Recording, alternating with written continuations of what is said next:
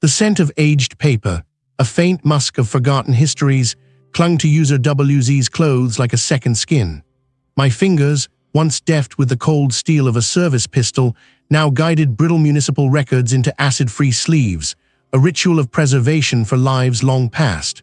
The quiet hum of fluorescent lights above the vast, echoing archive was my daily liturgy, a monotonous chant that had replaced the sharp, staccato rhythm of sirens and shouts. Each day was a deliberate act of burial, not just of the city's forgotten narratives, but of my own. The Obsidian theft. The words were a brand, seared into the very marrow of my being, the ghost that walked beside me, whispering of failure and public disgrace. It had been years since that case had stripped me of my badge, my reputation, and ultimately my belief in the neat, satisfying arc of justice. Then, the screen in the common room, usually a blur of local council meetings and weather reports, flared with an image that snagged my breath. Not a tremor, but a violent wrench. The opulent facade of the Valerius Gallery, bathed in the harsh, unforgiving glare of newslights, police tape a garish yellow against the dawn. A masterpiece, the Midnight Serenade by Corvus, gone, stolen. And the details, even in the breathless early reports, began to hum a familiar, discordant tune that clawed at the walls I had so painstakingly erected around myself. A single point of entry, untouched by brute force. Security systems meticulously bypassed, not disabled, but tricked into recording empty corridors. My mind, a rusty engine, began to churn, reluctantly grinding back to life. This wasn't a smash and grab. This was artistry, a ghost's touch, echoing the very precision that had baffled me years ago during the Obsidian theft. I remembered the old case files, the endless theories, the maddening dead ends. It had felt like a taunt, a deliberate misdirection, yet the phrase had always gnawed at me. My hands, usually steady, fumbled with a 19th-century tax ledger. The ink bled slightly as I pressed too hard. This was not my world anymore. I was UserWZ, the archivist, the quiet man who smelled of old paper and forgotten dreams. The city's true protectors, the active detectives, would handle this. They would find their own answers. The vibration in my pocket was a foreign intrusion. My old service phone, long relegated to a drawer and only kept for emergencies I never expected, buzzed. The caller ID was a name I hadn't seen in years. The chief inspector, a man whose weary gaze I knew well. I hesitated, my thumb hovering over the green icon. A battle raging between the comfort of my self-imposed exile and the insistent siren call of the past. UserWZ, his voice was a gravelly sigh, rough with fatigue and the years. I've seen the news. It wasn't a question. I leaned against a towering shelf of ledgers, the smell of decaying leather suddenly cloying. I have. My voice was a stranger's, hoarse, unused to the rhythms of conversation. They lifted the Corvus. Clean, too clean. A pause, heavy with unspoken history. Like the Obsidian UserWZ, down to the signature. My breath hitched. Signature. That was the word, not a physical mark, but a distinct methodology, a psychological thumbprint left behind, visible only to those who truly understood the art of the ghost. A single crimson thread, woven into the security camera's power cable, just like the one found at the Obsidian scene, tucked into the main circuit board. And the note, UserWZ, he was found in the same spot, the ventilation shaft. My grip tightened on the phone, grip tight. The underground tunnel network beneath border. It wasn't a taunt, it was a declaration, a direct challenge. The phrase, once a frustrating clue, now felt like a personal message, delivered across the chasm of years. They want I, UserWZ, the chief inspector continued, his voice softer, almost a plea. They're asking about I. The detective on the case, a sharp young woman, she's been digging into the Obsidian theft. My old files, she says I was onto something. My mind raced, the archive's quiet suddenly deafening, the crimson thread, the note, the identical impossible breach. This wasn't merely a copycat, a ghost from my past, not content to let me fade into obscurity. This was personal. This was a challenge flung directly at my feet, a gauntlet laid down with cruel precision. I'm out, I said, the words feeling brittle, false even to my own ears. The chief inspector didn't reply immediately, only a long, weary exhalation. Are I UserWZ? He finally asked, the question hanging in the air, thick with unspoken truth. I closed my eyes, the image of the Valerius Gallery's empty frame burned behind my lids. The scent of old paper no longer offered solace. It felt like a shroud. The past, it seemed, was not content to remain buried. My reluctance warred with a primal, undeniable pull. The game had begun anew, and this time it felt like my very soul was the prize. The archive's oppressive quiet pressed in, a shroud woven from forgotten truths and my own ruined reputation. The crimson thread, the taunting note, the impossible breach, each a shard of a mirror reflecting a past I had desperately tried to bury. This wasn't merely an echo. This was the same hand, reaching from the deep, not content to let me dissolve into the city's gray anonymity. My breath hitched, a phantom chill tracing its way up my spine, not of fear, but of a terrible, familiar resolve. My first call was a dead end, a voice like sandpaper through the receiver. UserWZ, the lead investigator, had stated, his tone dripping with a practiced disdain, "You're no longer part of this. Stay clear." The line went dead before I could argue, leaving a bitter taste in my mouth. The metallic tang of professional ostracism. My name, once a key, was now a barrier, locking me out of the very world I had mastered. I found myself drawn to the gallery, a moth to a dangerous flame. Police tape, a vibrant yellow against the muted stone, fluttered like a warning flag. Uniformed officers patrolled, their gazes sharp, their movements efficient, but I saw the strain around their eyes, the unspoken frustration of a baffling case. I kept my distance, a ghost among the Gawkers, my eyes scanning, searching for the overlooked, the incongruous. The grand entrance was a tableau of forced entry, a brute display of power. But my gaze drifted past the obvious to the less guarded periphery. There, etched into the ancient, weather-beaten stone of a blind alley wall, almost invisible beneath a film of city grime, I saw it. A scoring mark. Not a vandal's random scratch, but a precise, almost surgical incision, shallow yet deliberate, unlike anything a pry bar or drill could make. It was a signature, subtle and arrogant, a forgotten detail from my old case, suddenly blazing with recognition. My breath caught. The same impossible mark I had dismissed as incidental damage years ago. The city hummed around me, but my world narrowed to that faint line, a thread leading back into the labyrinth of my past. I needed access, not to the gallery, but to the forgotten corners of my own investigation. My old files, locked away officially, but some fragments remained, secreted in a dusty, forgotten storage unit I still paid for. The air in the unit was thick with the scent of old paper and stale hope. I unearthed the box labeled Crimson Thorn, the unofficial moniker for the case that had broken me. Hours blurred as I pored over faded photographs, cryptic notes, and my own meticulously transcribed interviews. The scoring mark. I remembered sketching it. A tiny detail on a diagram of the old warehouse where the last theft occurred. It was on a reinforced steel door, the only point of entry that had shown no signs of conventional forced entry. I'd attributed it to a tool slipping, a minor imperfection.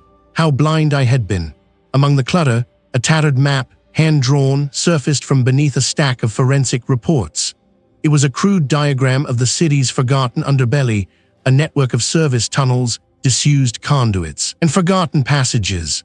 A red circle, drawn in my own hand, marked a specific point, the underground tunnel network beneath border. I remembered its significance now.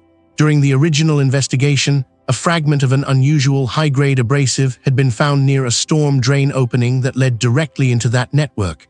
The official report had dismissed it as industrial runoff. I hadn't pushed. Another failure.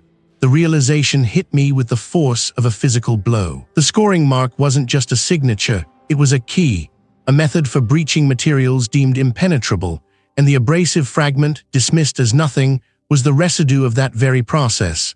The stolen masterpiece wasn't taken out through the front door, but down into the forgotten depths.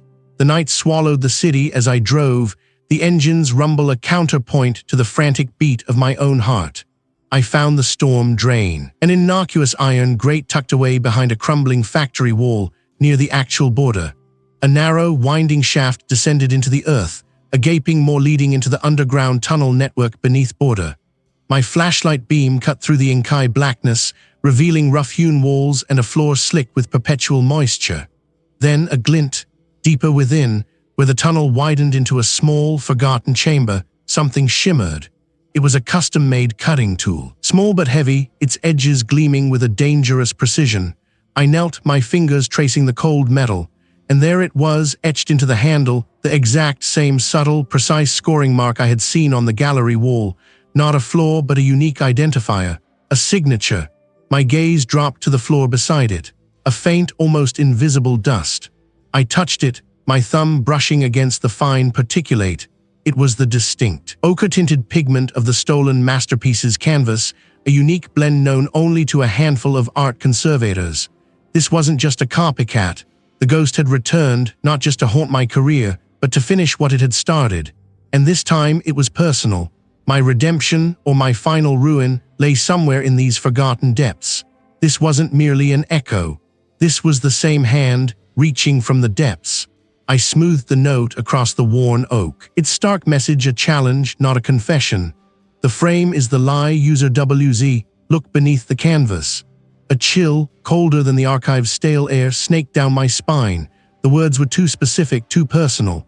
No mere art thief would write such a thing, especially not one so adept at vanishing. A forgotten detail, now sharp as a shard of glass. I pushed the current heist files across the table, scattering schematics of the gallery, CCTV stills, and forensic reports. The official story painted a picture of audacious precision, a perfectly timed blackout, an expert crew, and a clean getaway with masterpieces worth millions. My gaze snagged on a series of thermal scans from the gallery's exterior.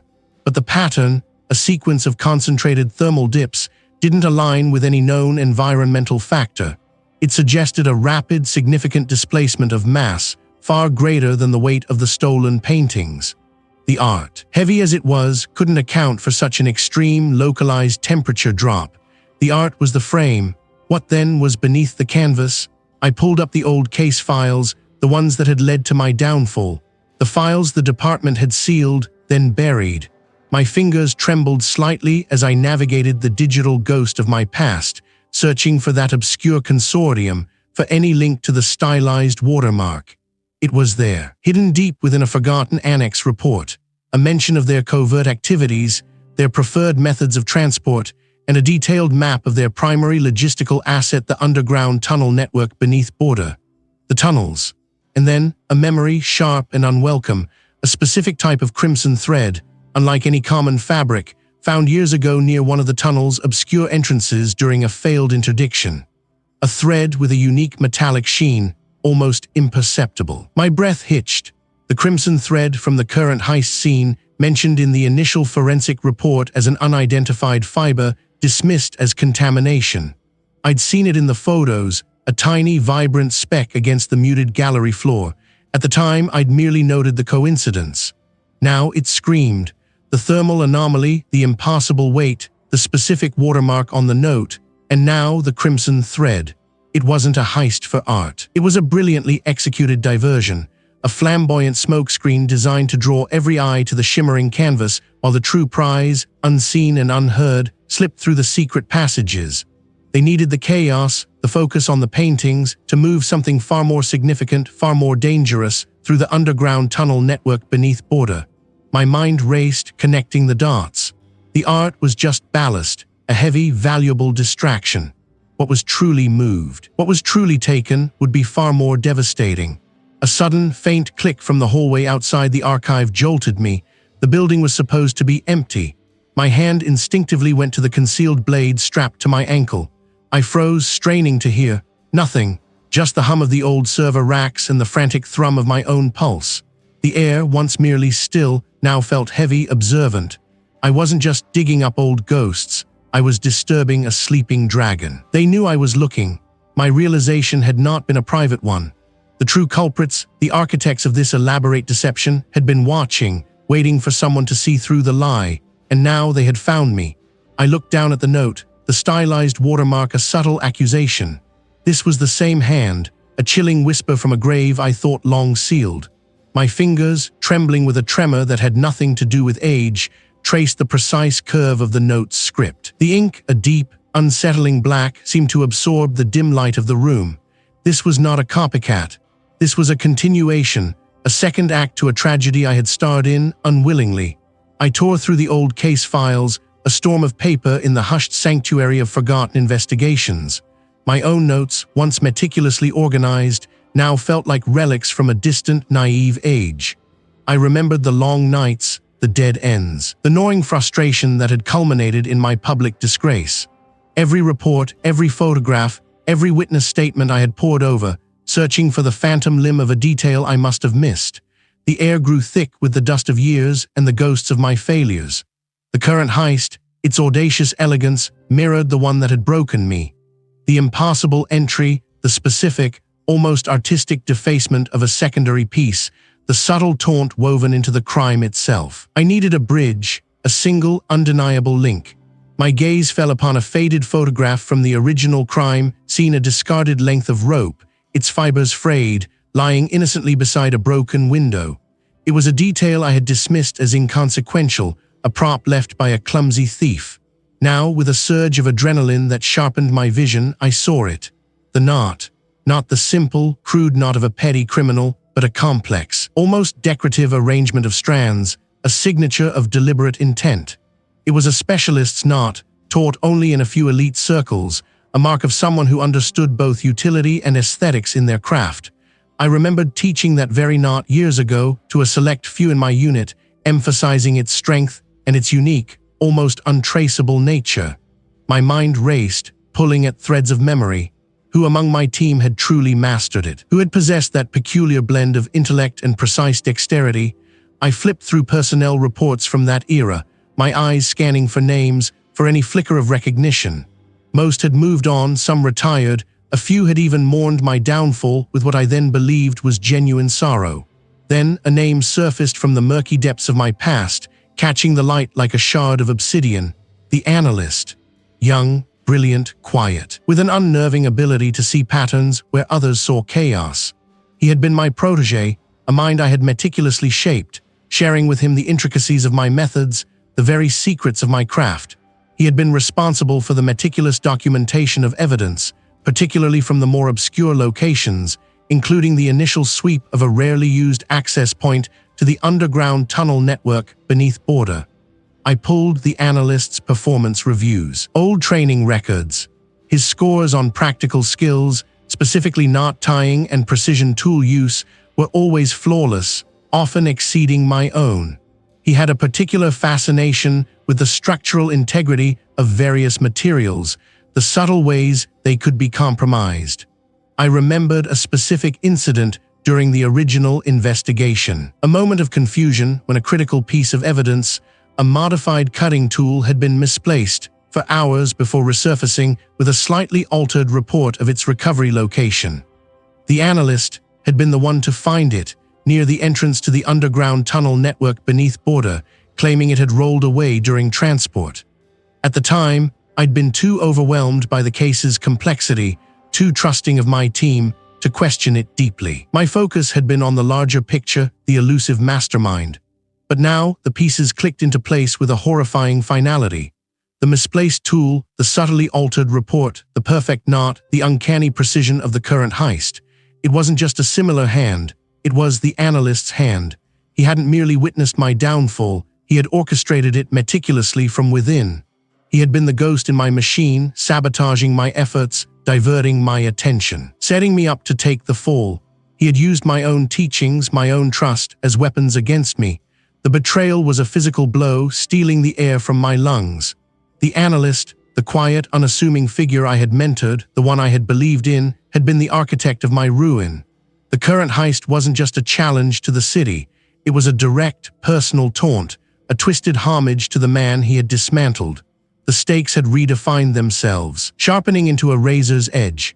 This was no longer just about solving a crime or clearing my name. This was about confronting the very source of my professional downfall, a confrontation that promised to be as brutal as it was personal. My determination, once a flickering ember, now roared into a furious blaze. The analyst would learn that some ghosts, once awakened, refused to be laid to rest. The archive's dust had settled, but not its truth. Each fragment, a shard of crimson fabric, a whisper of a forgotten technique, had etched itself into the landscape of my mind. The official channels, once my sacred ground, were now a labyrinth of locked doors and judging gazes.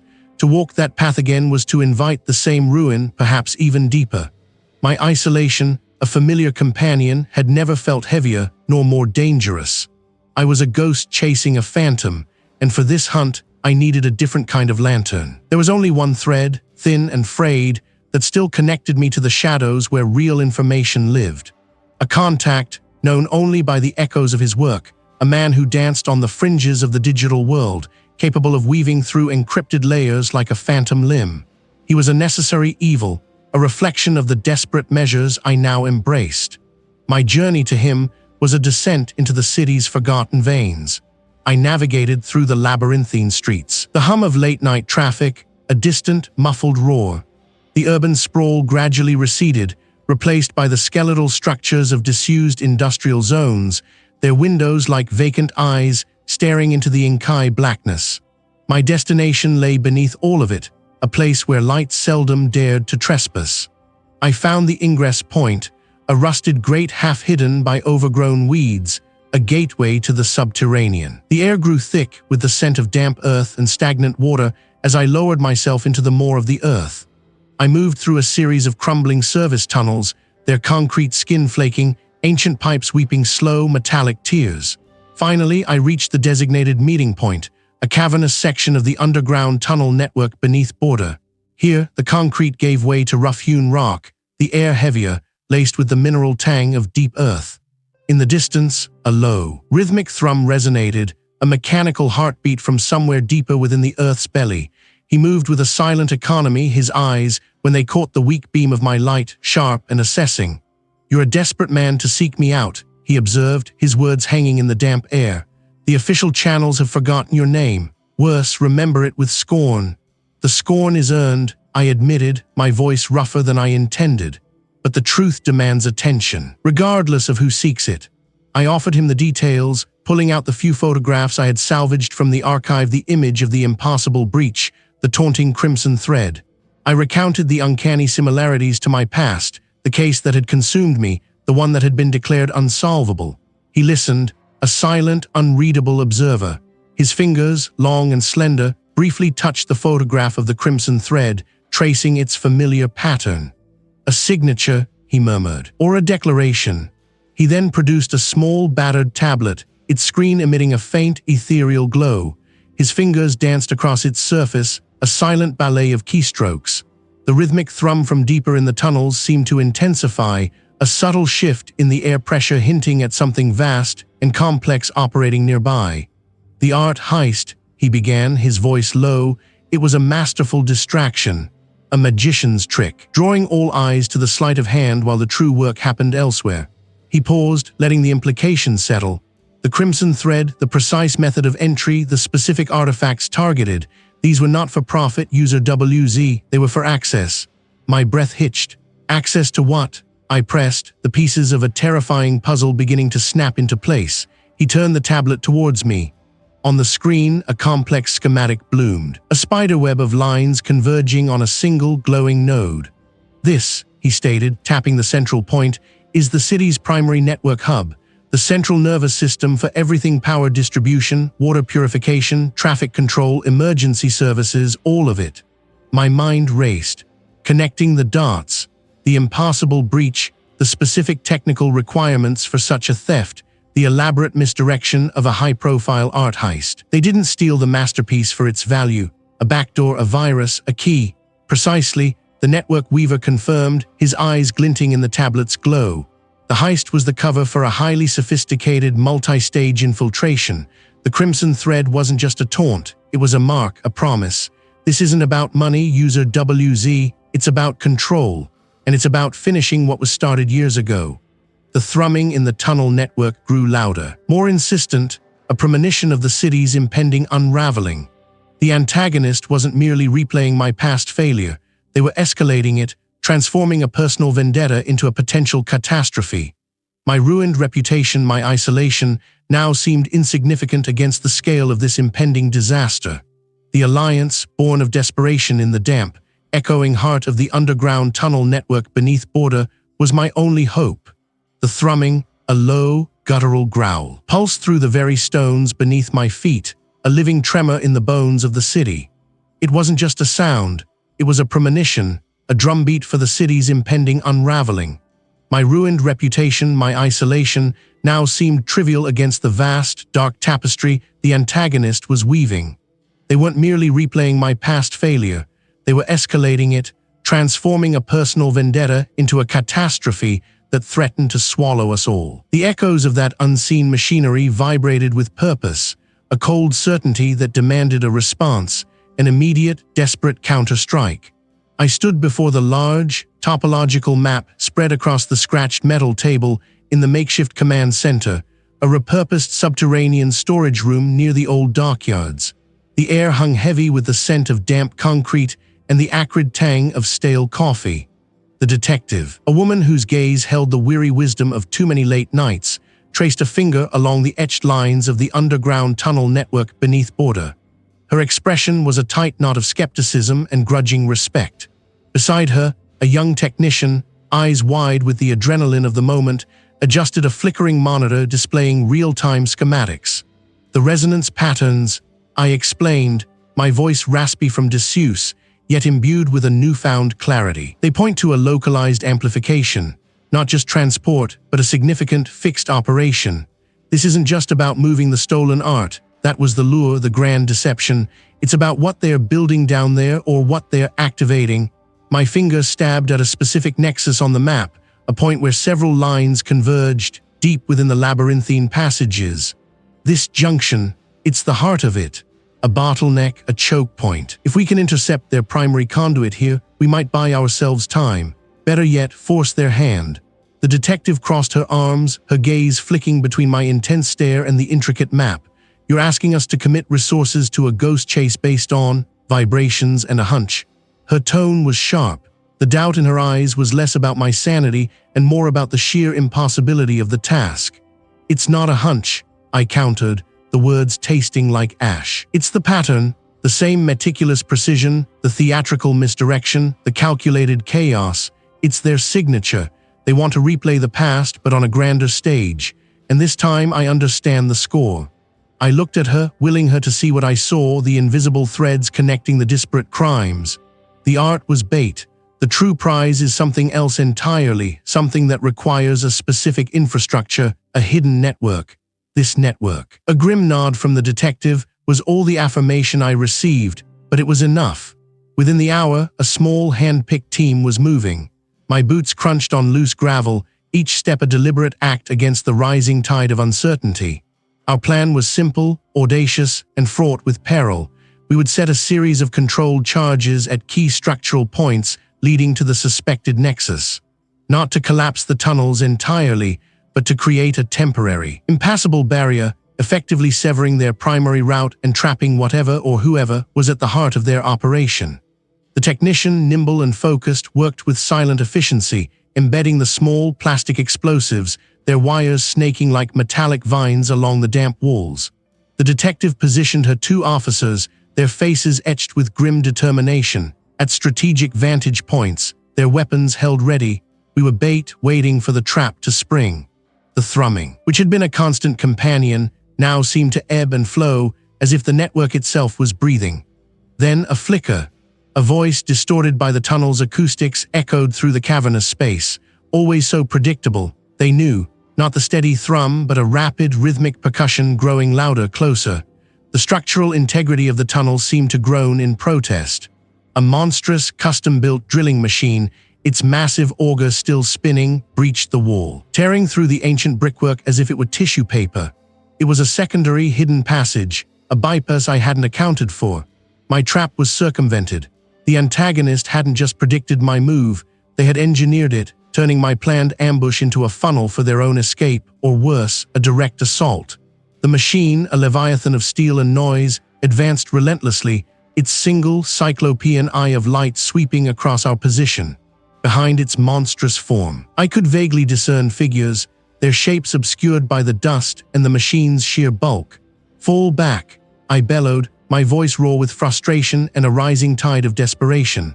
The detective, quick to react, shoved her officers towards a smaller, crumbling side passage. The charges, still armed, were now useless, their purpose nullified by this unforeseen, brutal display of cunning. The antagonist was not merely avoiding my trap, They were shattering it, using overwhelming force to carve their own path. This wasn't just a move, it was a statement, a desperate, terrifying, and utterly ruthless declaration of war. The city was not just unraveling, it was about to be torn apart, and I, once again, was one step behind. A cacophony of grinding metal and shrieking rocks swallowed the air. The explosion, a sudden, brutal rupture, had thrown me back against the rough-hewn wall of the underground tunnel network beneath border. Dust, thick and acrid, billowed like a suffocating shroud, stinging my eyes, filling my lungs with the taste of pulverized stone. Through the swirling gray, the monstrous drilling machine loomed, its massive auger still trailing tendrils of concrete and earth, a grotesque more in the newly formed breach. The sheer force of its arrival vibrated through the very ground beneath my worn boots, a tremor of impending doom. My ears rang, a high-pitched whine that warred with the machine's dying rumble. I pushed myself upright, my muscles screaming in protest, vision blurred by debris and the shock of it all. Beside me, the colleague who had joined me on this desperate hunt groaned, a low sound of pain as he stirred. He was a shadow, indistinct in the gloom, but I knew he was alive for now.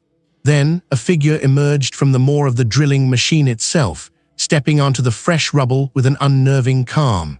The dust seemed to part for them, revealing a silhouette that was both familiar and utterly alien in this subterranean hell. My breath hitched.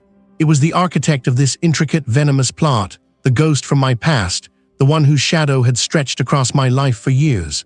They wore no disguise, no mask, just a cruel, knowing smirk that twisted their lips, a silent declaration of triumph. UserWZ, their voice, surprisingly calm despite the chaos, cut through the residual noise. It was a voice I had replayed in countless sleepless nights, a phantom echo of my professional demise.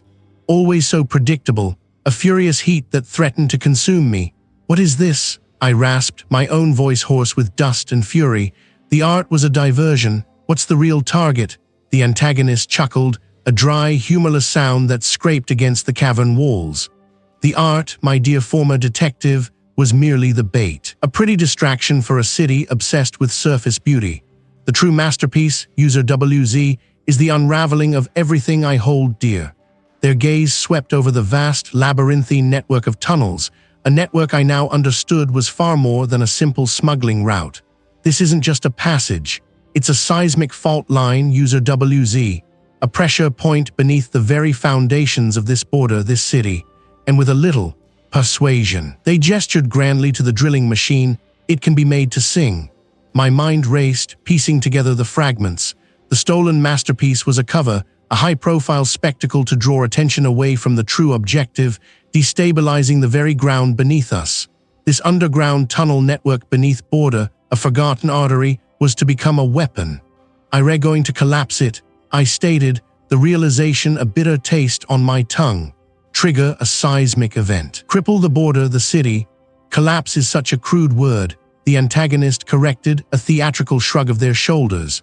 "I prefer recalibration, a necessary tremor to reset the scales, and it all began with UserWZ, my perfect case, my pristine reputation, the one I so meticulously shattered. There it was, the raw, festering wound of my past, exposed in the harsh glare of the drilling machine's auxiliary lights. The financial collapse that wasn't a collapse, but a carefully orchestrated implosion. You were so close, too close, and then a single anonymous tip, a fabricated piece of evidence, planted with exquisite precision pointing directly to your desk. Your brilliant deduction became gross negligence. Your unwavering integrity became corrupt incompetence. And just like that, the city lost its golden boy. I gained my freedom to operate without your meddling gaze. A searing pain lanced through me, not physical. The antagonist wasn't just seeking vengeance. They were gloating, relishing the pain they had inflicted, the career they had destroyed. "It came from you." "Of course," they purred, a predatory satisfaction in their tone. Who else would understand the delicate art of dismantling a reputation brick by painstaking brick? I was a nuisance, UserWZ, an inconvenient truth in my carefully constructed world. And now, I am merely a witness to its final flourish. Turned towards a control panel, a small, intricate device embedded in the side of the drilling machine. My eyes scanned the cavern, the unstable walls, the newly breached section. The colleague, still groaning, tried to push himself up, his face a mask of pain. "What are I waiting for?" I challenged, hoping to buy precious seconds to find an opening, a flaw in their meticulous design. My mind, despite the raging storm of personal history, began to sift through details, to search for the weakness in this grand, destructive performance. The drilling machine, the tunnel structure, the antagonist's movements, every element was under scrutiny. Patience, UserWZ, they said, their fingers hovering over the panel. A maestro never rushes the crescendo. A low hum started, a vibration that resonated through my bones. The ground beneath us shifted almost imperceptibly, a warning shudder. This isn't just about collapsing a few tunnels. It's about sending a message etched in the very bedrock of this city, a testament to what happens when I cross me, and I will bear witness as the world finally understands the true cost of my past failures. The stakes had never been higher. My past, my present, and the fate of an entire border city hung precariously in the balance, teetering on the edge of the antagonist's twisted reckoning. I had to stop them, not just for redemption, but for survival. The air, thick with the scent of damp earth and stale metal, clung to my skin like a shroud. I stood in the heart of the underground tunnel network beneath border, the low hum of distant city life, a faint counterpoint to the ringing in my ears. Before me, sprawled amidst the rubble of a hastily constructed barricade, lay the architect of this elaborate deceit. Their breath, ragged and shallow, painted a stark portrait of defeat. The stolen masterpiece, surprisingly intact, leaned against a moss-covered stone, its vibrant hues muted by the gloom, an ironic witness to the unraveling. My hands trembled, not from fear, but from the raw aftermath of the struggle. Every muscle in my body screamed, a choir of protest against the brutal ballet of fists and desperation that had just concluded. I looked down at them, a stranger to myself in that moment, the years of quiet despair stripped away, revealing something primal and unyielding. The ghost of my past, the one who had so meticulously woven this web of ruin, finally lay exposed. I sought to break me, I rasped, the words scratching against my parched throat. My voice echoed, swallowed by the vast, silent maw of the tunnel, to force me to relive every misstep. The antagonist stirred, a weak, mocking laugh bubbling up, laced with the metallic tang of blood. And did I not, UserWZ, did I not dance to my tune? A puppet on strings of guilt. Their eyes, even in defeat, held a glint of perverse satisfaction. The art was a mere lure, the true prize, they was I. It was a cold, brutal truth, starker than any confession.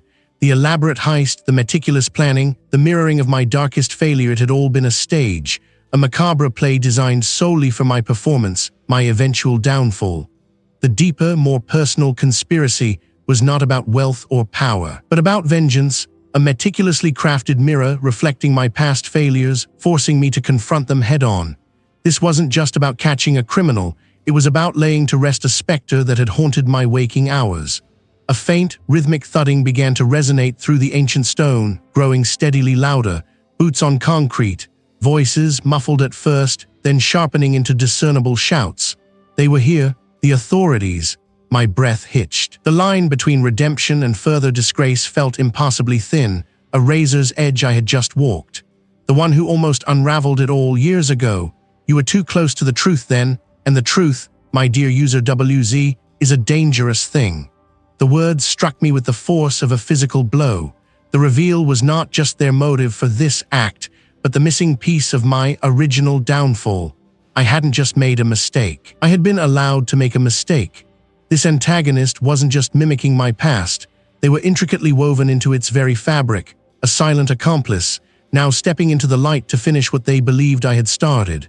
The art heist was the smokescreen, not for money, but for a meticulously orchestrated character assassination, a final, public humiliation. The first beam of a powerful flashlight cut through the gloom, momentarily blinding me. A figure emerged from the tunnel's mouth, a stern-faced detective, followed by a team of officers. Their faces, grim and unyielding, blurred into a single imposing judgment.